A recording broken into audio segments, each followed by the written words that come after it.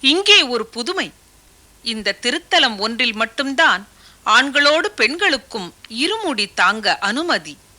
அன்னைக்காக அபிஷேக பொருளையும் மக்களுக்காக அன்னதான பொருளையும் இருமுடியாக ஏந்தி நடக்கிறார்கள். அச்சு அசலான ஜனநாயகம் அகிலத்தில் இருக்கிறதோ இல்லையோ, அன்னையின் கோயிலில் அது பூரணமாய் இருக்கிறது. அடிகளார் வகுத்தளித்த தெய்வீக ஜனநாயகம் இது. ஆமாம், அன்னையின் அருள்வாக்கின் படிதான் ஆலய நிர்வாகம், வேள்வி முறைகள், விழா கொண்டாட்டங்கள். தொண்டர்களால், தொண்டர்களுக்காக, தொண்டர்களை கொண்டே எல்லா பணிகளும் ஏற்றமுற நடக்கின்றன. ஆலய பணிகள் எதுவே ஆயினும் காசுக்கு அமர்த்தப்பட்டு கடனே என்று பணியாற்றும் அலுவலர்கள் கிடையாது.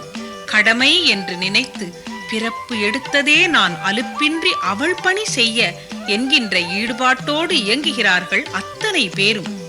இல்லார் உள்ளார் என வேற்றுமையின்றி தோட்டி முதல் தொண்டைமான் வரை ஒரே தாய் ஒரே குலம் என்று உற்சாகமாய் சேவை செய்கிறார்கள். ஆலயம் வருவோர்க்கு அன்னதானம் நடக்கிறது. வேலைகளை சேவைகளாய் விரும்பி ஏற்பவர்கள் வார வழிபாட்டு மன்றத்தார். ஜாதி மத பேதமின்றி வருகின்ற அனைவருக்கும் அமுது பரிமாறப்படுகிறது. பால் நினைந்து ஊட்டும் தாயினும் சால பரிந்து தயையோடு அன்போடு மேற்பார்வையிடுகிறார் அடிகளார்.